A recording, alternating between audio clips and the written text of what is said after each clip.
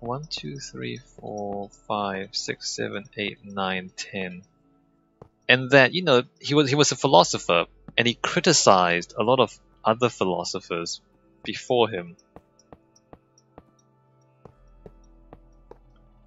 He was a linguist and a philosopher, and he kind of pointed out that the words you use, it's always interested me, but I haven't really had the chance to really experience it. What, Derrida? I think you actually have.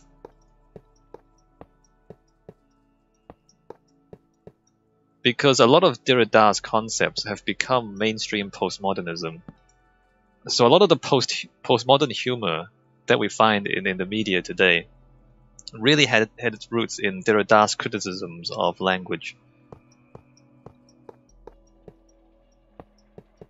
And his criticisms of modernist thinking. Isn't living the purest form of experiencing philosophy? Well, a tree lives. Is a tree a philosopher, Cody? I think you have to do more than live. I think you have to think as well.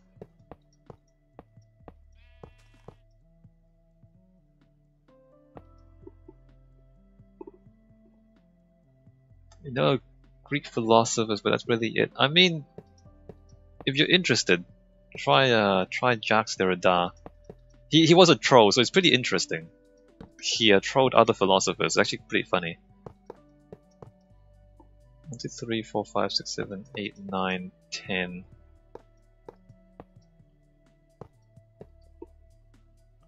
One, 2, 3, 4, 5, 6, 7, 8, 9, 10. Oops, wrong one. 3, 4, 5, 6, 7, 8, 9, 10. I love the idea of philosophy. I love the idea of thinking about the world in new ways, says the Cody. Alright, continue. Where's the but? Where's your but, Cody? But at the same time.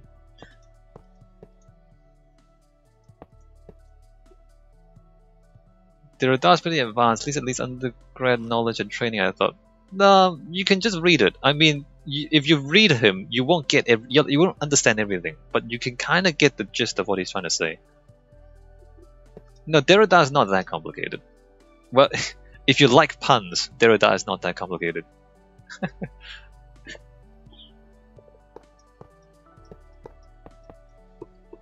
I feel like investing too much time and thought into all these people and different takes is kind of against the idea of what it is in itself, kind of. I do see what you mean. 1, 2, 3, 4, 5, 6, 7, 8, 9, 10.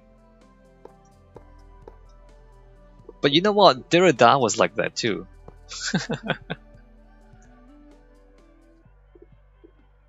Yeah. No, I mean, the people who are into philosophy, as in they read philosophers but they don't question them. Those people, I disagree with. But I disagree with philosophers all the time. Like, I think philosophers are full of crap most of the time. 1, 2, 3, 4, 5, 6, 7, 8, 9, 10. But I still, I still read them from time to time. 3, 4, 5, 6, 7, 8, 9, 10.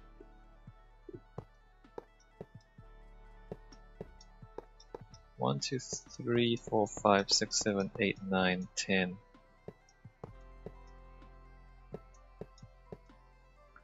1, 2, 3, 4, 5, 6, 7, 8, 9, 10. Anyway, Derrida talked about how words shift meaning depending on the context. 1, 2, 3, 4, 5, 6, 7, 8, 9, 10. And so then you can never be entirely sure what the author means, because words shift meaning depending on how they're used.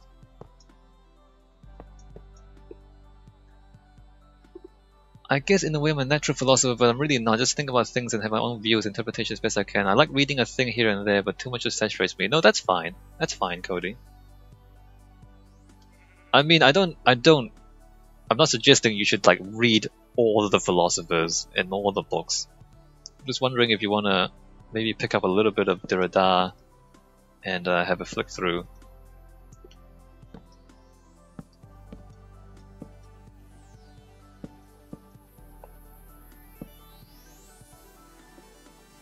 2, 3, 4, 5, 6, 7, 8, 9, 10.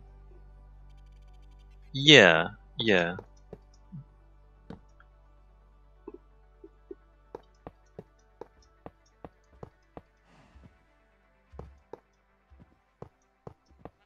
Anyway, like he did puns too. I mean, I guess he used puns as an example of how words shift meaning. I mean, it's a pretty kind of basic example of how words shift meaning is a pun.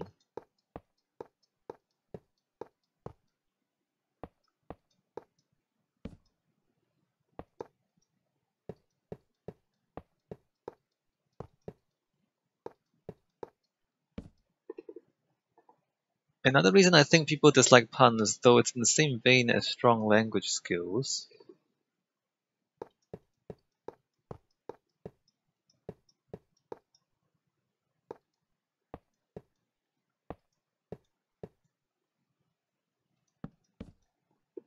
is people don't like pun makers because they always have to be on guard and really read what they say, or they feel mentally inferior, like they may miss it. Yeah,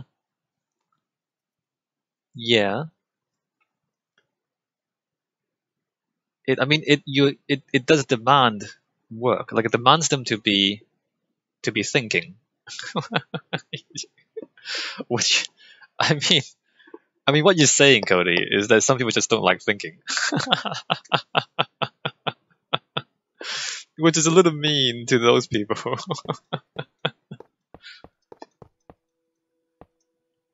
But yeah, like it means that you have to be thinking all the time. You can't just relax, because those pun makers will say wacky things. 3, 4, 5, 6, 7, 8, 9, 10.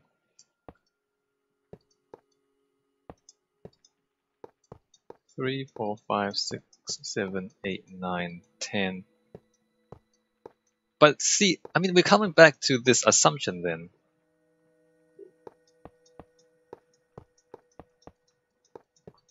We're coming back to this assumption, like, do you assume that you can trust language? Or do you assume that you can't trust language? Because if there's puns everywhere all the time, you can't trust language. You have to be thinking. Like, you have to be thinking about the context. You have to be thinking about what the different meanings can be, and you have to think about like why a certain thing means this thing and not the other thing. So if you don't really trust language, then puns are fine. Like you expect puns. But if you trust language, then puns are kind of a betrayal of that trust, because suddenly you have things that mean 2 or 3 or even like 4 different things at the same time. I think subtext applies to everything in life as a constant, I suppose. See, that's what I mean, Cody. Like you are always like you don't like if you don't trust the storyteller, right? 1, 2, 3, 4, 5, 6, 7, 8, 9, 10, and that's a postmodern thing too. And I guess Derrida also again is involved in that. Like you don't trust the storyteller because the storyteller has an agenda, right? Would you agree with that, Cody? Like sometimes the storyteller will lie to you. 1, 2, 3, 4, 5, 6, 7, 8, 9, 10. Like if somebody tells you a story, you're like, well, why is that person telling me that story right now? But this is it's on the one hand it's postmodern, on the other hand it's also anti-authority, because an authoritarian would just tell you what to think, and if you question them, then you will be punished. Like that's authoritarianism. Words are just one tool needed in an array of things to make me feel convinced. Yeah, yeah. So you're a skeptic at heart, right? And so I think that is one of the things that divides people who like puns and people who don't. 1, 2, 3, 4, 5, 6, 7, 8, 9, 10. Is that sense of skepticism. 2, 3, 4, 5, 6, 7, 8, 9, 10. The notion that the things you're told may not be true. And so then we come back to this idea of conservatism, and why I think conservative people dislike puns. It's because, like, you're openly challenging the authority of the storyteller if you expect puns. If you expect people to say something different from what they mean.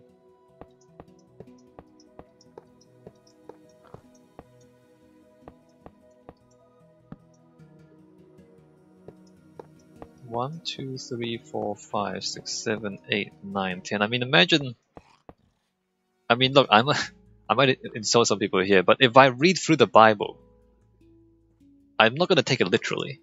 Or if I read through, any philosophy, I don't take it literally. I feel like a conservative person, but I'm pretty skeptical when actually questioned. Well, conservative can mean a lot of things.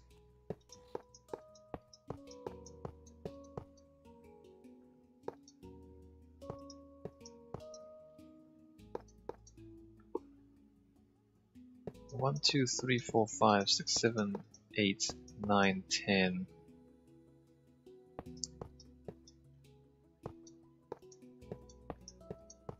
Five, six, seven, 8, 9, 10. 2, 3, 4, 5, 6, 7, 8, 9, 10. I wouldn't say I'm conservative in the sense of like religion or holding old ideals. Well, then you're not conservative. What are you talking about? 2, 3. But I'm pretty comfortable just living in my own world and staying true to what I am. That's not conservatism. 3, 4, 5, 6, 7, 8, 9, 10.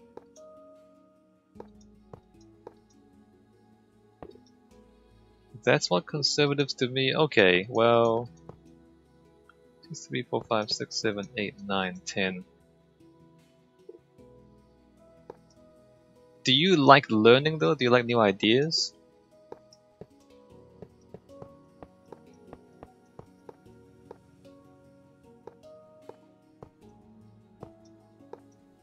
One, 2, 3, 4, 5, 6, 7, 8, 9, 10.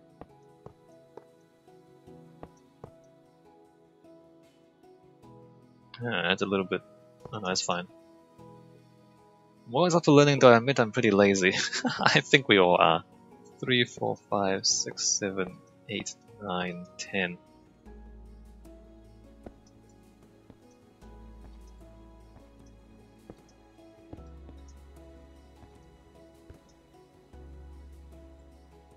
Uh, 1, 2, 3. I'm just wondering if I need to power this whole thing to power up the slope. Probably don't. But I might put more power rails here. 1, 2, 3. It's less that I don't want to learn, more than I'm just too tired for the effort. I'm just gonna put more power rails along the way because it's a slope uphill. 3. 1, 2, 3, 4, 5, 6, 7, 8, 9, 10.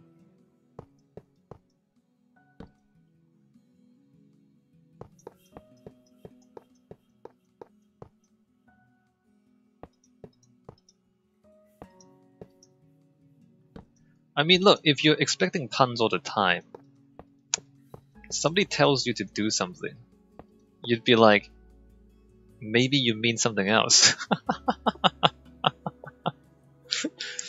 And I love to learn and discuss in an environment like this right now over how things are usually taught.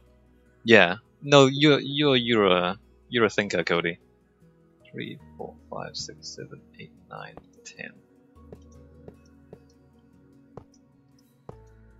1, 2, 3, 4, 5, 6, 7, 8, 9, 10. I mean, thinking about puns is very similar to, say, when somebody tells you to do something, instead of just doing it, you think about, well, why are they telling me to do that? Just like a pun, like when they tell you something, do they mean this or do they mean that other thing? So you think about, like, you kind of question every single thing you come across. If anyone else just randomly told me to read something by one guy, I probably wouldn't. Discussing with one person, enlightening yourself through limited discussion. Well, I mean, depends if they have a good argument for it, right? 3, 4, 5, 6, 7, 8, 9, 10. Respect the situation and you, and I'm more likely to read the philosopher. I mean, your mileage may vary. I mean, you might not get very much out of it. 5, 6, 7, 8, 9, 10. 1, 2, 3. 1, 2, 3, 4, 5, 6, 7, 8, 9, 10.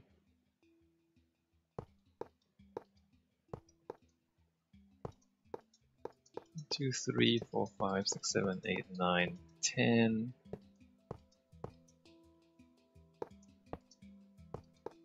3, 4, 5, 6, 7, 8, 9, 10. It runs different, I may hate it, but I still not let those lose a future chance at not putting those. Yeah, yeah.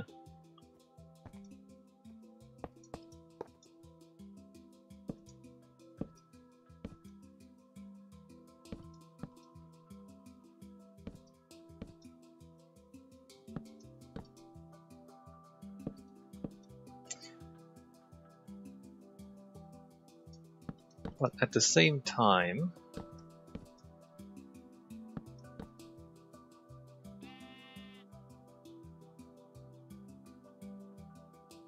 so if you do read Derrida,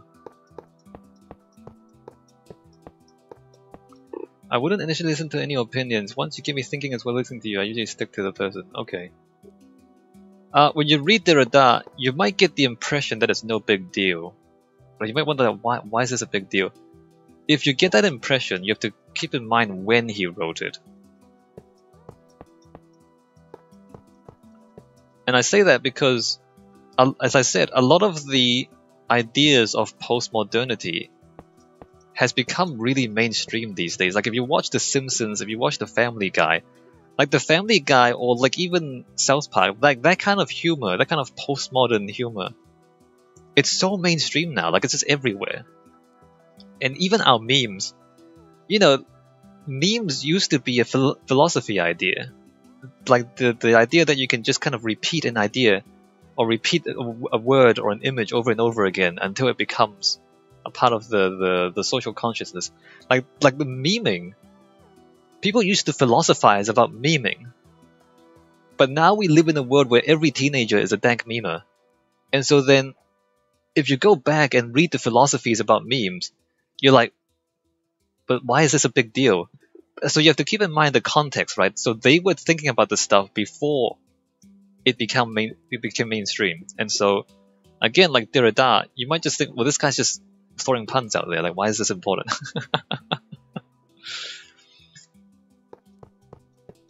And it's important because he did it back in a time when it was not so common.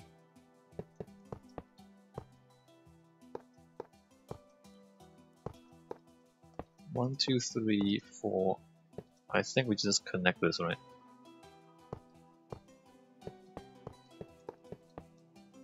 Okay, we have tracks. I'll keep in mind, memes are probably a bad way to go with me because I really dislike most of them. Well, a lot of them are stupid. A lot of them are pretty stupid. And but you know, the philosophy behind them is, I think,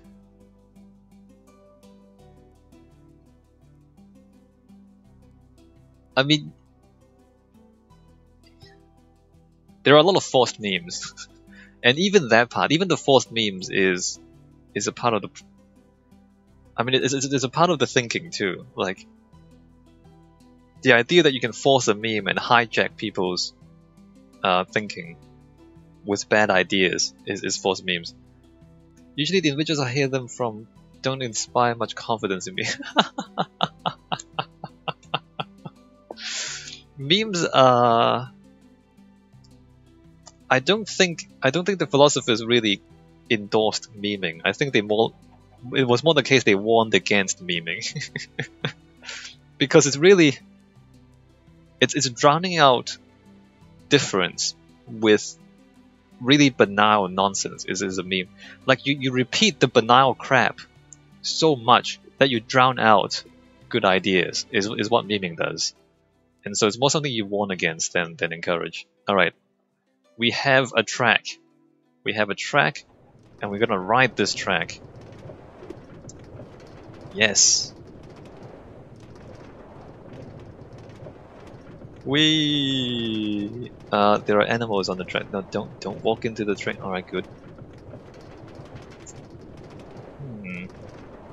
It does wobble a little bit from side to side on this diagonal bits. The repetition inspires the solidification of a society's ideals, but this time we're just becoming a repeated joke. I get it, kinda. Yeah. Yeah, I mean, that's the danger of memes. And I think memeing, I guess it comes out of propaganda too. So a propaganda is kind of like a government meme. The government tells you a thing over and over again until you believe it. And that's propaganda. But now we just do it to ourselves. We just meme each other. And a lot of it is not very good.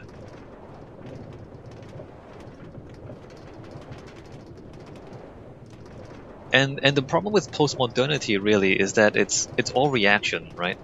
Postmodernity questions modernity, but it doesn't really give you any answers. Like okay, so if there are questions to be asked about what existed before, like it doesn't really answer like, well, what should we replace it with? And I guess that's the... oh crap, I forgot. No, whoa. Alright, we need more torches.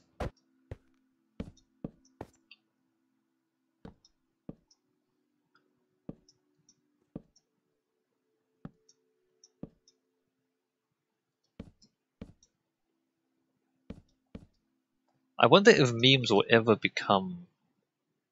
like, if memes will ever die, I wonder. Maybe they will. Maybe it's just the phase that we need to go through as a species.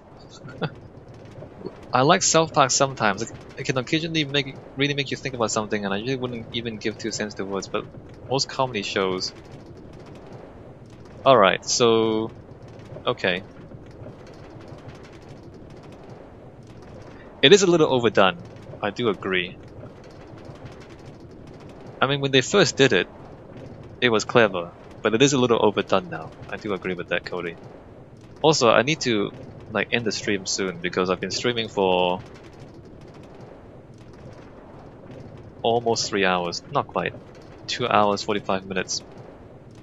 Alright, so we spent almost 3 hours laying out this path. But this is nowhere near complete. This is just one of the local loops. And it's only the top part of the local loop. We still need to build the bottom parts. But we have enough trains for us to ride around in a loop. And so if I want to just chill out and enjoy the scenery, we can just ride this forever. We can go around in a circle for the rest of all time.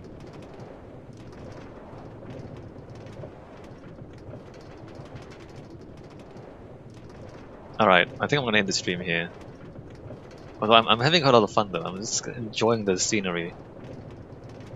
But I probably should end the stream here and see you all next week.